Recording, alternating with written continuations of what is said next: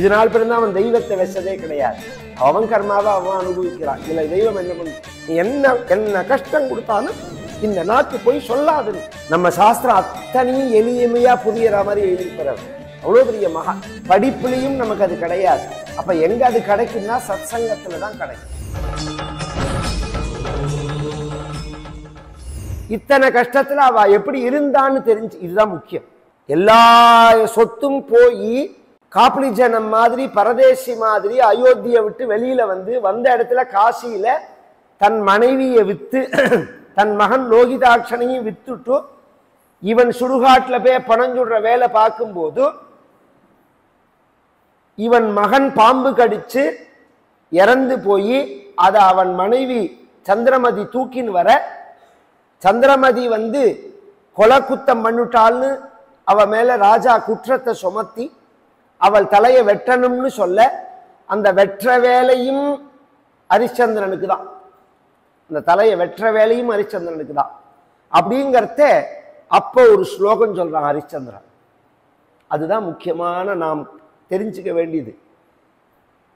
என்ன தெய்வத்தை பார்த்து சொல்றான், போ துர்தெய்வ பரீட்சித்தும் ஜனமிமம் சத்யாவனத்தம் விரதம் ராஜ்யாத்பிரம்சனம் அந்யதேச கமனம் பத்னி சுதாப்யாம் பரம் பத்னி விக்ரயணம் சுதஸ்ய நிதனம் சண்டாலதாஸ்யஞ்ச மே கிருத்வா அதிருப்தமனஹ புனశ్చயதசே நஸ்யாம்ருஷவாத்ம்யஹம்.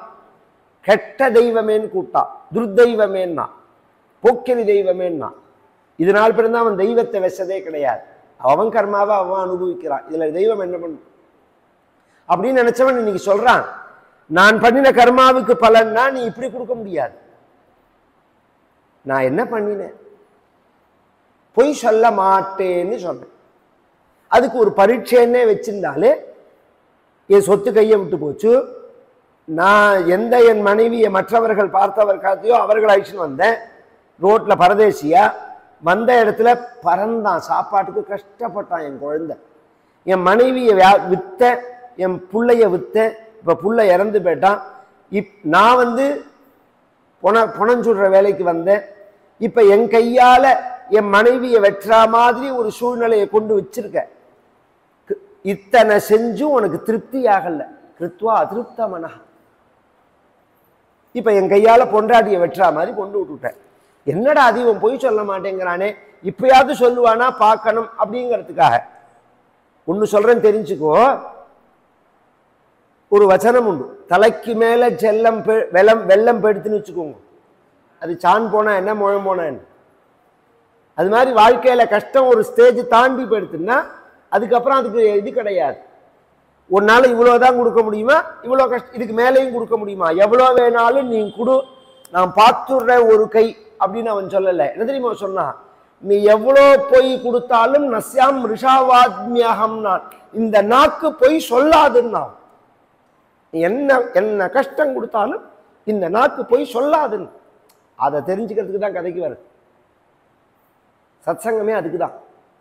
கஷ்டம் யாருக்கு தான் இல்லை, வாழ்க்கையில எல்லாம் இருக்கதான் இருக்கு. இந்த சத்சங்கம் தான் அதை கொடுக்கும் நமக்கு. அந்த பகவத் குணமா தர்மமா சொல்லணும். அது மாதிரி ஒரு சத்சங்கத்தை ஏற்படுத்தி கொடுக்கிறவர்கள் மகனீயர்கள். இத்தனை விஷயம் சத்சங்கம்னு ஒரு வார்த்தையில சொல்லிட்டு போனா புரியாது.